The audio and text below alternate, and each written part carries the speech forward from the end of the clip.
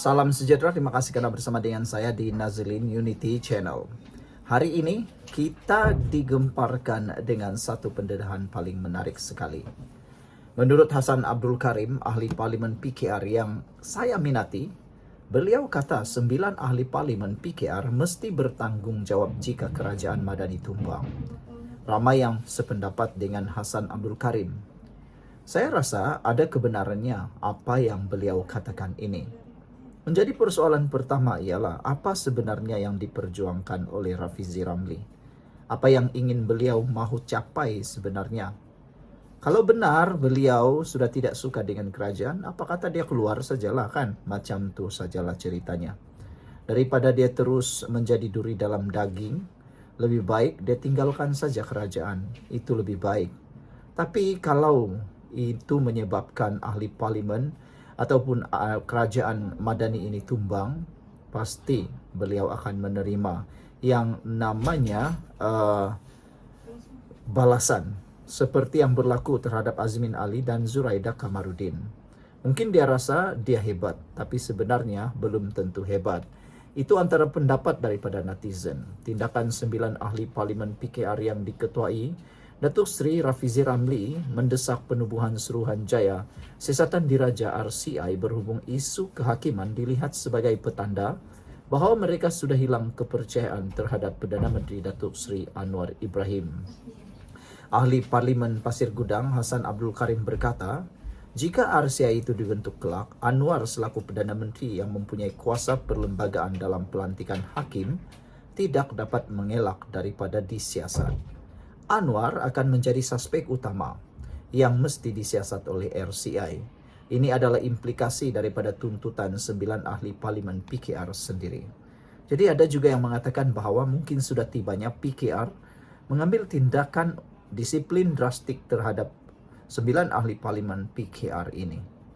Lebih baik buang duri yang menyebabkan kesakitan itu daripada diteruskan. Biarkan mereka dengan haluan mereka sendiri. Nak tengoklah sejauh mana Rafizi boleh membawa diri, membawa gelombang baharu.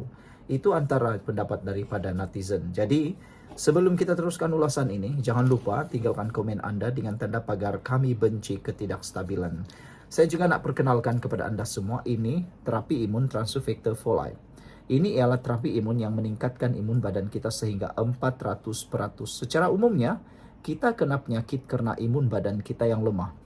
Kita tidak sembuh-sembuh daripada penyakit kerana imun badan kita yang bodoh. Secara umumnya juga, kerana daya imun badan yang lemah, kita tidak dapat melawan penyakit daripada luar, apalagi daripada dalam. Oleh sebab itulah, dengan peningkatan daya imun badan sahajalah, kita boleh menyelesaikan semua jenis masalah kesihatan yang kita hadapi. Dapatkan terapi imun Transufactor for Life ini melalui nombor telefon yang tertera. Dan produk ini diluluskan oleh KKM, lulus halal dan juga diperakui oleh semua doktor di seluruh Malaysia dan juga di seluruh dunia. Jadi, nak tunggu apa lagi? Ini mungkin masanya untuk ambil tindakan bagi menguatkan imun anda supaya anda mampu melawan penyakit daripada dalam. Saudara-saudara sekalian, Anwar menjadi suspek utama yang mesti disiasat oleh RCI. Itu adalah implikasi daripada tuntutan 9 ahli parlimen PKR sendiri. Tanpa persetujuan Perdana Menteri dan Kabinet, tuntutan mereka ini hanya akan terus memburukkan imej Anwar serta kerajaan pimpinannya. 9 ahli parlimen PKR ini sebenarnya meletakkan tengkuk Anwar di bawah guillotine seperti dalam revolusi Perancis katanya dalam satu kenyataan pada Selasa. Hasan bagaimanapun mengakui isu kehakiman yang dibangkitkan kumpulan berkenaan adalah sah, bermerit dan kini mempunyai elephant in the room atau rahsia terbuka yang tidak boleh diabaikan. Tindakan mereka progresif, radikal dan popular dalam kalangan rakyat. Tetapi adakah 9 ahli parlimen PKR ini bersedia jika tindakan mereka mengakibatkan Anwar tumbang? Jika ya, maka jelas sedang berlaku pemberontakan dalam PKR sendiri katanya. Menurut beliau, tindakan 9 ahli parlimen PKR itu walaupun menjadi contoh demokrasi parlimen yang baik, namun dari segi politik parti ia adalah satu bentuk penentangan langsung terhadap Presiden PKR yang belum pernah berlaku sebelum ini. Anwar ini berada dalam keadaan defensif. Kerajaan Madani semakin lemah dan integritinya tercalar dengan isu kehakiman ini. Adakah mereka sudah memikirkan dengan mendalam kepentingan jangka panjang negara, cita-cita reformasi dan perjuangan politik PKR, bukan sekadar kelangsungan politik seorang Anwar? Jika benar, maka tindakan 9 ahli parlimen PKR ini adalah cabaran paling serius, sengit dan berani daripada ahli parlimen senior PKR sendiri terhadap kepimpinan Anwar, katanya lagi. Hasan juga melihat ke perkembangan itu menunjukkan ramai pemimpin PKR, khususnya ahli parlimen, sudah hilang sabar dan keyakinan kerana melihat kerajaan Madani terlalu banyak berkompromi sehingga wujud unsur hipokrasi dalam banyak perkara. Apabila Anwar pulang dari lawatan luar negara, tugas utama beliau ialah menangani tuntutan 9 ahli parlimen ini dengan bijaksana. Ini bukan isu kecil, tetapi sangat serius, ibarat buku bertemu ruas dalam partinya sendiri, katanya. Bagaimanapun, Hasan menegaskan bahawa beliau masih yakin terhadap kepimpinan Anwar sebagai Perdana Menteri dan akan terus mempertahankan kerajaan Madani. Pada Isnin, 9 ahli parlimen PKR mendesak kerajaan menubuhkan Suruhanjaya Siasatan Diraja RCI bagi menyiasat dakwaan campur tangan dalam pelantikan hakim dan keputusan kes mahkamah yang kini mencetuskan kebimbangan terhadap kebebasan institusi kehakiman negara. Ahli Parlimen Pandan Datuk Seri Rafizi Ramli berkata, kemelut berhubung pelantikan jawatan tertinggi badan kehakiman perlu diberi perhatian segera kerana situasinya kini dilihat mirip skandal video VK Lingam pada 2007 yang membabitkan cubaan mempengaruhi pelantikan ketua hakim negara ketika itu. Sidang media itu turut dihadiri ahli parlimen Setiawangsa Nik Nazmi Nik Ahmad, ahli parlimen Ampang Rodzia Ismail, ahli parlimen Subang Wong Chen, ahli parlimen Wangsa Maju Zahir Hassan, ahli parlimen Balik Pulau Datuk Muhammad Bakhtiar Wan Cik dan ahli parlimen Ledang Said Ibrahim Sedno. 2 lagi ahli parlimen PKR yang tidak hadir namun menyokong pendirian berhubung reformasi institusi kehakiman itu ialah ahli parlimen Sungai Siput S. Kesavan dan ahli parlimen Batu Pahat On Abu Bakar. Sekian untuk kali ini. Jangan lupa tinggalkan komen anda, tekan butang subscribe. Kita jumpa lagi. Bye-bye. Salam sejahtera, terima kasih kerana bersama dengan saya di Nazlin Unity Channel. Akhirnya perkara paling menarik terjadi apabila ada mula berani mengusulkan supaya Muhyiddin Yassin dilepaskan jawatan sebagai Presiden Parti Bersatu. Kalau dulu ada yang tak berani cakap, tapi kini sudah mula ada yang berani. Apakah ini permulaannya Parti Bersatu akan retak belah lagi? Kalau selama ini mereka mengumpat parti PKR, kononnya berpecah dan macam-macam lagi yang mereka cakap. Tapi kini, apa yang mereka cakap kini kena di muka ban hidung sendiri. Kena di batang hidung sendiri. Kali ini Bersatu Prediction saran Muhyiddin jadi penasihat parti. Namun kenyataan daripada Bersatu Prediction ini disambut dengan begitu lantang oleh pemimpin Parti Bersatu yang lain dan menganggap usul Parti Bersatu Prediction itu sebagai publicity murahan. Sesama mereka kini mula bercakaran. Jadi jangan pula kata PKR bercakaran, Pakatan Harapan bercakaran, padahal mereka sendiri juga bercakaran. Ingat-ingatlah, lihat-lihatlah kiri kanan, depan belakang, atas depan, bawah. Karena mungkin anda sendiri yang melakukan perkara itu, kata netizen. Kesian juga lah kan. Oke, sebelum itu saya nak perkenalkan kepada anda semua. Ini ialah Transfer Factor for Life. Ini ialah terapi imun yang meningkatkan daya imun badan kita sehingga 400%. Secara umum dan ringkasnya, kita kena penyakit kerana daya imun badan kita yang lemah. Kita kena penyakit kerana badan kita yang tidak mampu melawan penyakit dari dalam badan kita. Apabila imun badan kita menjadi lemah, badan kita kena penyakit dan tak sembuh-sembuh daripada penyakit. Tetapi dengan peningkatan daya imun badan kita, Imun badan kita melawan daripada dalam, lalu menyembuhkan kita daripada semua jenis penyakit. Dengan peningkatan daya imun badan juga, kita dapat kuat menentang penyakit daripada luar. Produk ini diluluskan KKM, juga diperakui oleh doktor-doktor di seluruh dunia dan juga halal. Dapatkannya melalui nombor telefon yang tertera. Ingat, jangan sudah terkena baru menyesal. Jangan sudah terlambat baru tercari-cari. Sewaktu Anda sihatlah, Anda perlu mengekalkan kesihatan Anda dengan peningkatan daya imun badan. Satu-satunya jawaban kepada persoalan kesihatan dan menjaga badan kita sendiri ialah imun badan kita. Dapatkannya melalui nombor telefon yang tertera dan terima kasih. Saudara, apabila Bersatu Port Dickson meluluskan usul supaya Hamzah Zainuddin mengambil alih tugas mengepalai parti itu, manakala penyandang jawatan Presiden sekarang Muhyiddin Yassin dilantik sebagai penasihat, timbalan Ketua Bersatu Port Dickson Akil Aizat Othman turut mendakwa barisan kepimpinan semasa parti itu dianggap gagal menangani isu rakyat. Menggunakan analogi perlawanan badminton, dia berkata, keadaan yang berlaku sekarang kira-kira sama dengan pemain melakukan servis yang tidak betul, menyebabkan bulu tangkis jatuh ke tepi gelanggang, sekaligus memberikan mata kepada pihak lawan. Jadi saya merasakan inilah masa yang sesuai, kata beliau, yang sesuai timbalan Presiden untuk menjalankan tanggung jawab sebagai ketua pembangkang dan peralihan kuasa daripada Presiden kepada timbalan Presiden dapat laksanakan dengan lancar, katanya di platform sosial media TikTok hari ini. Dia juga berkata cadangan itu tidak bermaksud Bersatu Port Dickson mahu menepikan Muhyiddin. Sebaliknya, bekas Perdana Menteri itu dilantik sebagai penasihat supaya dapat membimbing Bersatu ke Putrajaya. Untuk rekod, Bersatu Port Dickson diketuai oleh Badrul Hisham Syairin. Semalam, Muhyiddin yang juga pengurus CPN menolak dakwaan PAS menyokong rancangan untuk melemahkan penguasaannya terhadap Pakatan Pembangkang.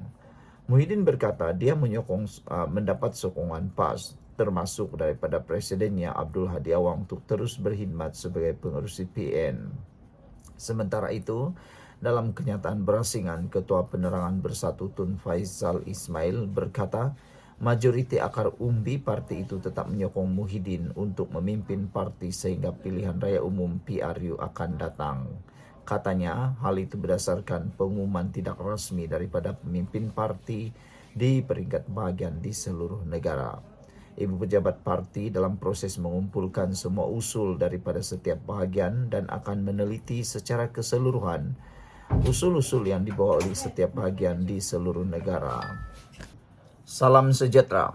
Setiausaha politik Anwar Ibrahim akhirnya sekolahkan pembangkang. Urusan rasmi Perdana Menteri bukan pergi jalan-jalan.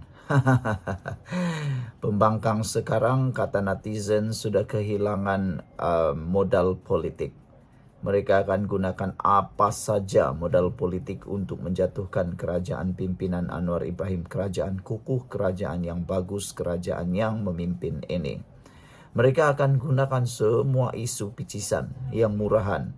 Yang lebih menariknya ialah apa saja benda yang mereka boleh ditunggang. Kalau ada kes tentang batu kerikil kah, tentang tayar pecah kah, mereka akan kaitkan dengan Perdana Menteri. Apa saja dikaitkan dengan Perdana Menteri. Sebab kenapa? Mereka tiada isu lain yang boleh diguna pakai. Ini mereka termasuklah menggunakan isu lawatan Anwar Ibrahim, yang padahal Anwar Ibrahim kerja keras. Kalau kita lihat, Anwar Ibrahim macam tiada bercuti langsung. Dia patut disokong. Anwar Ibrahim bukan patutnya dikeji, tetapi patut disokong. Tapi biasalah, bila orang dengki, mereka tak mampu lakukan, mereka mulalah mencipta naratif cerita-cerita yang tak tepat dan berunsur fitnah. Hari ini akhirnya, setiausaha politik Perdana Menteri sekolahkan pembangkang berkait dengan urusan rasmi Perdana Menteri. Bukan pergi jalan-jalan. Anda lupa sudahkah Pembangkang sudah lupakah bahawa dulu mereka juga mempunyai menteri yang tidak mempunyai prestasi langsung? Lebih kuranglah mereka itu semua ada yang makan gaji buta. Sebelum saya teruskan ulasan ini, jangan lupa tinggalkan komen anda di dalam ruangan komen dengan tanda pagar "Kami benci politik fitnah". Sekarang saya nak perkenalkan kepada anda semua, ini terapi imun transofektor folate. Terapi imun ini meningkatkan daya imun badan kita sehingga 400%. Secara umumnya, kita kena penyakit kerana daya imun badan kita yang lemah. Secara umumnya, kita kena penyakit kerana daya imun badan kita yang jadi bodoh. Tetapi dengan peningkatan daya imun badan kita sehingga 400%, imun badan kita menjadi kuat, stabil dan dididik menjadi bijaksana untuk melawan penyakit daripada dalam tubuh badan kita, lalu kita jadi sembuh daripada semua jenis penyakit yang ada dalam tubuh ataupun di luar tubuh badan kita. Saudara, terapi imun ini diperakui oleh dokter-dokter di seluruh dunia, termasuklah dokter di Malaysia. Terapi imun ini lulus KKM, diiktiraf oleh KKM dan juga halal. Dapatkannya sekarang, jangan tangguh-tangguh. Kerana jika anda tangguh-tangguh, mungkin anda akan menyesal. Ingat, kalau ini dah kali ketiga, kali kedua, ketiga anda melihat video ini, mungkin Tuhan hantar saya untuk jalan ikhtiar sebab untuk anda sembuh. Dapatkannya melalui nombor telefon yang tertera dan dapatkan konsultasi percuma.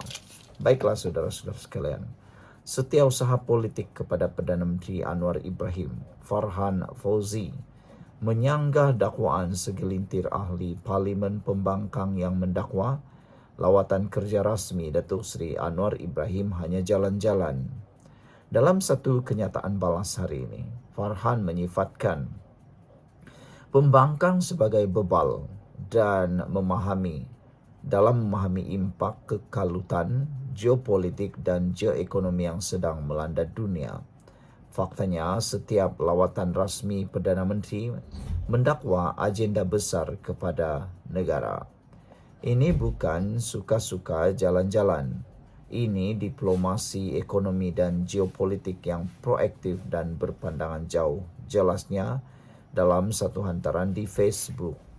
Menurut beliau, pendekatan diplomasi ekonomi yang dipimpin Perdana Menteri telah berjaya meluluskan pelaburan bernilai RM378 bilion pada tahun 2024, naik 14.9% berbanding tahun sebelumnya.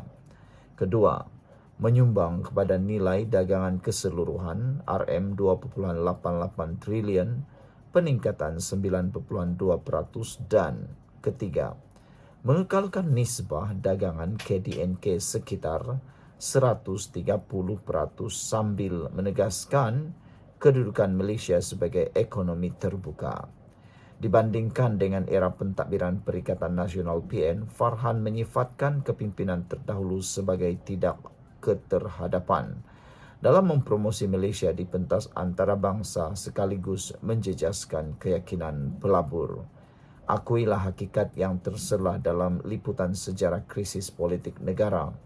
Era kepimpinan tempang, lemah dan ketandusan idea ibarat seperti seekor belalang di tepi lautan. Itu sudah lama berlalu sejak kerajaan Madani memandu negara kita. Mereka perlu mengakui bahawa mereka lemah dalam kepimpinan satu ketika dahulu.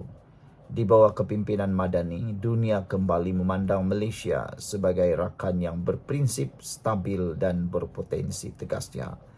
Pada masa sama, beliau menasihatkan pembangkang atau tokoh-tokoh berminda kecil untuk memahami dan mengenali rakyat dengan lebih baik kerana rakyat tidak berminda seperti mereka. Sekian dulu untuk kali ini. Jangan lupa tinggalkan komen anda, tekan butang subscribe. Bye-bye.